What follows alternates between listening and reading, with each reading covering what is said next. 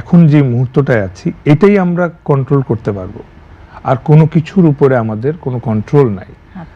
আমরা পাস্ট নিয়ে ডিপ্রেশনে যেতে পারবো, আমরা ভবিষ্যৎ নিয়ে অ্যাংজাইটিতে যেতে পারবো, কিন্তু আমরা যেটা করতে পারবো না ওই দুটার কোনোটাই আমরা চেঞ্জ করতে পারবো না। আমরা থাকতে পারবো শুধু এখন যে সময়টা ওইটার মধ্যে, এইটাই আমরা এনজয় করি না, এটাকেই ভুলে গিয়ে আমরা আগে কি ঘটেছিল সেটা নিয়ে হ্যাঁ। And it is very important to live in the present, it is very important. এবং আমার কাছে মনে হয় it is also a formula for being successful, it is a very big formula. আমরা ওভার থিঙ্কার যারা, ওদের শরীর খারাপ হয়ে যায়, ডিপ্রেশনে ওর অ্যাংজাইটি চলে যায়, অনেকের ডায়াবেটিস হয়ে যায় ওভার থিঙ্কিং থেকে।